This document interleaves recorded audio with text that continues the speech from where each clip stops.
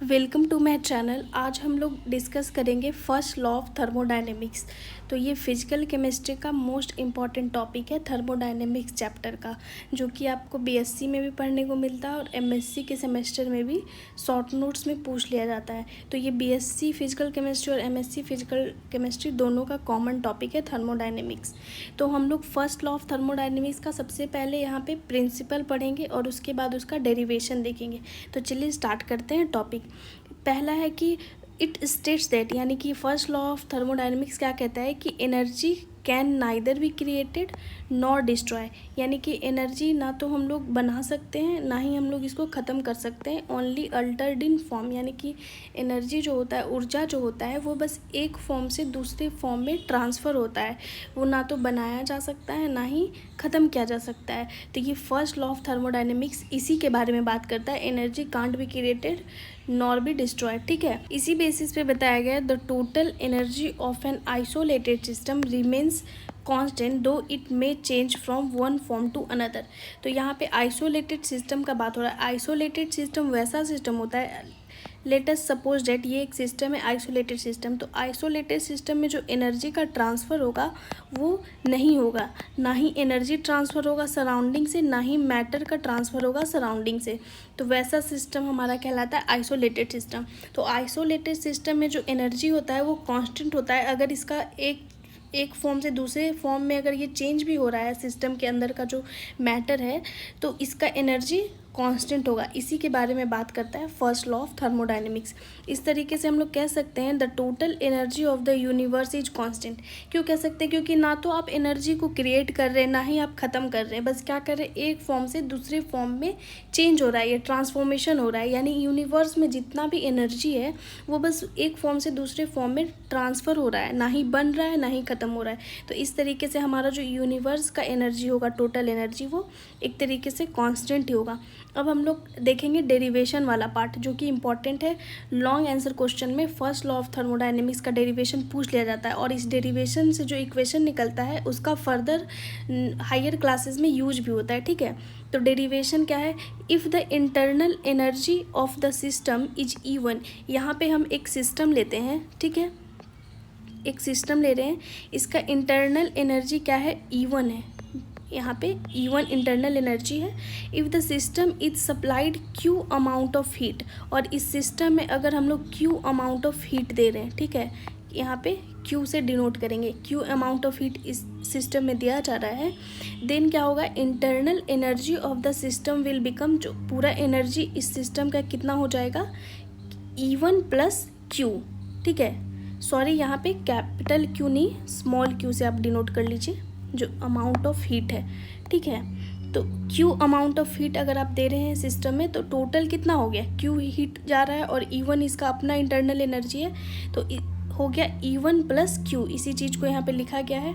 Now if work is done on the system, अगर कोई W work है, यहाँ पे W से डिनोट किया गया वर्क को, अगर कोई वर्क सिस्टम पे, ऑन द सिस्टम, यहाँ पे इस बात को आप ध्यान रखिएगा, on the system, on the system अगर वर्क हो रहा है तो फाइनल इंटरनल एनर्जी क्या हो जाएगा सिस्टम का? अगर यहाँ पे W amount of work done हो रहा है तो टोटल एनर्जी जो हो जाएगा, फाइनल इंटरनल एनर्जी क्या हो जाएगा? फाइनल अगर इंटरनल एनर्जी अगर हम लोग E2 से डिनोट करें कि इसमें टोटल कितना एनर्जी है भाई, E2 हमारा कितना है, तो ये हो जाएगा E1, जो कि यहाँ पे E1 प्लस में Q अमाउंट ऑफ जो आप हीट दे रहे थे वो, और जो वर्क डन हो रहा था ऑन द सिस्टम, तो E1 plus Q plus W, ये हो गया आपका E2। तो अगर हम E1 को इक्वल टू के इस तरफ लाएंगे तो ये माइनस में चला जाएगा, तो इस तरीके से E2 माइनस E1 हो जाएगा और Q प्लस W बच जाएगा। तो E2 माइनस E1 को हम लोग डेल्टा E से डिनोट कर सकते हैं, क्योंकि चेंज इन एनर्जी है। चेंज इन एनर्जी, अगर कोई चीज़ चेंज इन एनर्जी, जैसे delta T is equal to क्या होता है? T2 माइनस T1, यानी कि T2 टेम्परेचर और T1 टेम्परेचर में जो डिफरेंस होता है वो डेल्टा टी से डिनोट होता है। तो उसी तरीके से यहाँ E2 माइनस E1 है, तो उसे हम लोग डेल्टा ई से डिनोट कर सकते हैं। तो delta E is equal to क्या आ गया हमारा, Q प्लस W, ठीक है। तो इसे इक्वेशन 1 कंसीडर किए, ठीक है। ये हमारा इक्वेशन 1 बना कि टोटल जो एनर्जी हो रहा है, जो चेंज इन एनर्जी हो रहा है सिस्टम में, जब हम लोग Q अमाउंट ऑफ हीट दे रहे हैं और सिस्टम पे कोई वर्क डन हो रहा है, तो जो हमारा चेंज इन एनर्जी निकला वो क्या निकला, Q प्लस W, यानी कि जो अमाउंट ऑफ हीट दिया गया है और प्लस में जो वर्क डन हुआ है, ठीक है। तो यहाँ पे इसी चीज़ को लिखा गया कि Q क्या है, हीट एब्जॉर्ब जो हो रहा है, यानी कि आप जो हीट दिए, सिस्टम जो हीट लिया वो यहाँ पे स्मॉल Q से डिनोट किया गया, और W क्या है, work done on the system. यहाँ पे ध्यान रखिएगा, अगर work done on the system है तो हमारा W हमेशा पॉजिटिव में आएगा, ठीक है, पॉजिटिव होगा। और अगर यही work done by the system होगा, अगर वर्क डन आपका, वर्क डन यहाँ पे लिख दे रहे हैं, work done by the system, अगर सिस्टम के द्वारा अगर कोई वर्क डन किया जाएगा तो वहाँ पे माइनस W होगा, ठीक है। तो पॉजिटिव और निगेटिव W का मतलब आप समझ गए होंगे। यहाँ पे लिख दे रहे हैं ऑन द सिस्टम अगर रहे, अगर आप लोग न्यूमेरिकल सॉल्व कीजिएगा तो वहाँ पे देख लीजिएगा ऑन द सिस्टम लिखा गया है या बाय द सिस्टम लिखा गया है, ठीक है। ऑन द सिस्टम में हम लोग को प्लस वाला लेना है और बाय द सिस्टम में हम लोग माइनस वाला लेना है चार्ज, ठीक है। तो इसी चीज़ को हम लोग लिख सकते हैं, जो नेट एनर्जी यहाँ पे आया, इसी चीज़ को सेंटेंस के फॉर्म में लिखा गया है, the net energy change of a close system is equal to heat absorbed and the work done on the system. यानी कि जो टोटल हमारा नेट एनर्जी आया वो क्या आया, तो इक्वल टू हीट एब्जॉर्ब आया और प्लस में क्या आया, work done on the system आया, ठीक है। इसी चीज़ को सेंटेंस के फॉर्म में लिखा गया। अब कह रहा है कि अगर सिस्टम पे वर्क, अगर सिस्टम ही वर्क करे, बाय द सिस्टम अगर हो जाए, उस केस में क्या होगा आपका फर्स्ट लॉ ऑफ थर्मोडायनेमिक्स। तो उस केस में क्या होगा, in case if Q is the heat absorbed, same ही यहाँ पे अगर आप एक सिस्टम ले रहे हैं, ठीक है, ये क्लोज सिस्टम है, यहाँ पे क्लोज सिस्टम का बात हो रहा है, तो आप इसे समझ जाइएगा। यहाँ भी जो आपका सिस्टम था वो क्लोज सिस्टम था, ठीक है, तो इतना आप समझ सकते हैं। तो क्लोज सिस्टम में अगर यहाँ पे Q अमाउंट ऑफ हीट यहाँ भी एब्जॉर्ब हो रहा है, ठीक है, और W अमाउंट ऑफ जो वर्क डन है वो बाय द सिस्टम, यानी कि सिस्टम ही वर्क कर रहा है, ठीक है, आप वर्क नहीं कर रहे हैं सिस्टम पे, सिस्टम खुद वर्क कर रहा है। तो इक्वेशन जो 1 है हमारा, इक्वेशन 1 क्या था, इक्वेशन 1 था delta E is equal to Q amount of heat plus में W, ठीक है। तो इक्वेशन 1 क्या बन जाएगा, माइनस W, क्योंकि सिस्टम के द्वारा जब अगर वर्क होगा, बाय द सिस्टम होगा, तो वहाँ पे माइनस चार्ज होगा। यहाँ पे आपको बताए थे कि work done by the system होगा तो माइनस W लेना है। तो यहाँ भी क्या है, work done by the system, तो यहाँ पे माइनस W अगर लेंगे तो प्लस माइनस माइनस हो जाएगा। तो हमारा जो इक्वेशन बनेगा वो बनेगा डेल्टा E, यानी कि जो चेंज इन एनर्जी आएगा वो आएगा Q amount of heat absorb minus में आपका वर्क डन, ठीक है। तो इस तरीके से ये आपका इक्वेशन बन गया, ठीक है, यहाँ पे रफ कर दे रहे हैं।